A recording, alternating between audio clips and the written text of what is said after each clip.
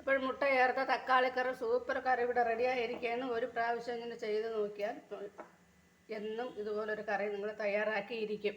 ഇപ്പോൾ ഏത് കാര്യത്തിനും ഇത് ഉപയോഗിക്കാം. ഒരു പ്രാവശ്യം ഉണ്ടാക്കി കൂട്ടി നോക്കിയാലേ അറിയാൻ പറ്റും. എല്ലാവരും ആ ചാനലൊന്ന് സബ്സ്ക്രൈബ് ചെയ്യണേ പ്ലീസ്. ഒരു ചട്ടി അടുപ്പത്തേക്ക് വെച്ച് ചൂടായ എണ്ണ ഒഴിച്ചിട്ടുണ്ട്. അത് ചൂടായ എണ്ണയിലേക്ക് കടുക് ഇട്ട് കൊടുക്കാം.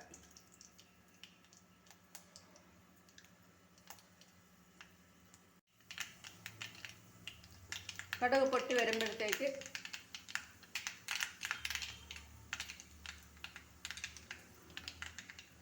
ഇതിലേക്ക് വെളുത്തുള്ളി ഇട്ട് കൊടുക്കാം. പച്ചമുളക് ഇട്ട് കൊടുക്കാം. ചുവന്ന ഉള്ളി ഇട്ട് കൊടുക്കാം.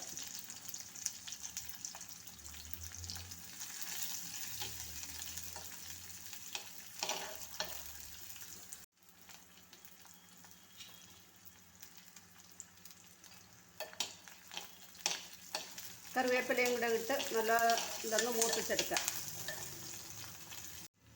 ഇതിലേക്ക് സവാള ഇട്ട് നല്ലപോലെ വഴറ്റിയെടുക്കാം.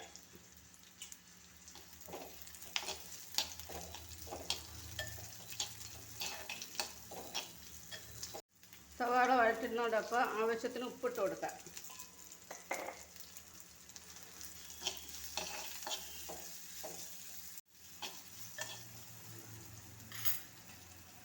നമുക്കിതിലേക്ക് തക്കാളി ഇട്ട് കൊടുക്കാം. 2 ഇടത്തരം വലിപ്പമുള്ള തക്കാളിയാണ് ഞാൻ ഇവിടെ എടുത്തിരിക്കുന്നത്. നല്ലതുപോലെ ഒന്ന് വഴറ്റിയെടുക്കാം.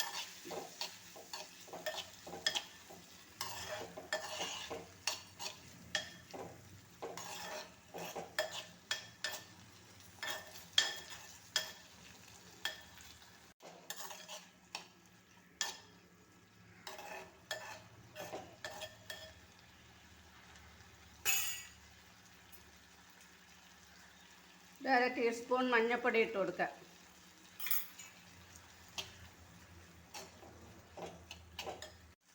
ഒരു ടീസ്പൂൺ മുളക് പൊടി.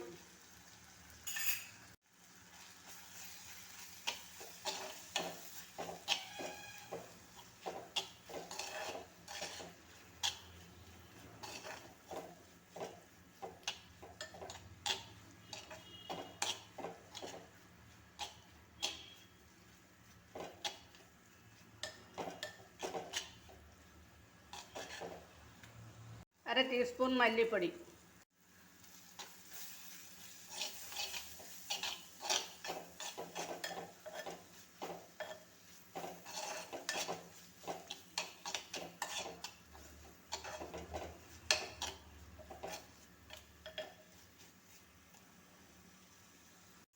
ഒരു അരമുറി തേങ്ങ അരച്ചത് ഇതിലേക്ക് ചേർക്കാം.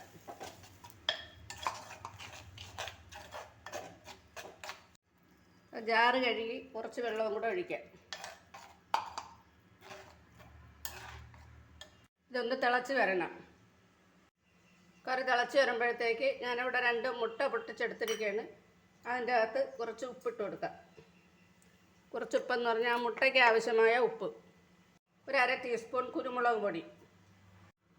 ഒരു നുള്ളു ഗരം മസാലപ്പൊടി. ഇതെല്ലാം കൂടെ നല്ലപോലെ ഒന്ന് മിക്സ് ചെയ്യാം. ഉപ്പും കുരുമുളകും മസാല എല്ലാം ഗരം മസാല എല്ലാം കൂടെ ഈ മുട്ടയിൽ അടിച്ച് ചേർക്കണം. അപ്പോൾ ആ കറി ഇവിടെ തിളയ്ക്കുമ്പോഴത്തേക്ക് നമുക്കൊരു പാൻ അടുപ്പത്തേക്ക് വെച്ച് കൊടുക്കാം.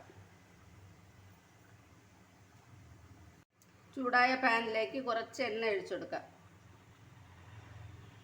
ആ എണ്ണയൊന്ന് ചുറ്റിച്ചതിന് ശേഷം എല്ലായിടത്തും ആക്കിയതിന് ശേഷം നമ്മൾ തയ്യാറാക്കി വെച്ചിരിക്കുന്ന ഈ മുട്ടയുടെ മിക്സ് അങ്ങോട്ട് ഒഴിച്ചു കൊടുക്കാം.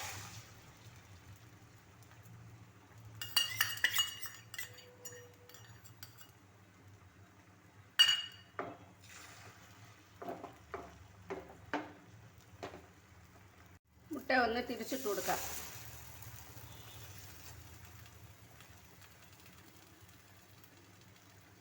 മുട്ടയുടെ തീ ഓഫാക്കാം.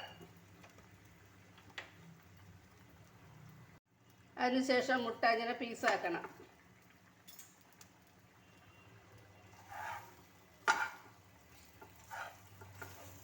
ഇതുപോലെ പല പീസാക്കണം, ചെറിയ ചെറിയ പീസുകൾ.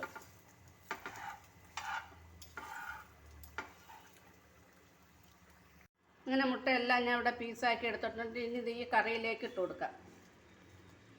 ഇതിലേക്ക് ഞാൻ മുട്ടയുടെ ആവശ്യത്തിനുള്ള ഉപ്പും കുരുമുളക് പൊടിയും ഗരം മസാലയാണ് ഇട്ടിരിക്കുന്നത്. ഇനി ഇതൊന്ന് ഇളക്കിയെടുക്കാം. ഗ്രേവിയൊക്കെ ഇത്രയും മതി കൊരിയൊഴിച്ച് കഴിക്കാൻ. പിന്നെ കൂടുതൽ വേണമെന്നുള്ളവർക്ക് ആ തേങ്ങ അരയ്ക്കുന്ന കൂട്ടത്തിൽ വെള്ളം ചേർത്ത് അരയ്ക്കാം. ഇപ്പോൾ നല്ല ടേസ്റ്റിയായൊരു കറിയാണ് ഇവിടെ റെഡി ആയിരിക്കുന്നത്. മീൻ കിട്ടിയില്ലെന്ന് പറഞ്ഞിട്ട് ഇനി വിഷമിക്കേ വേണ്ട.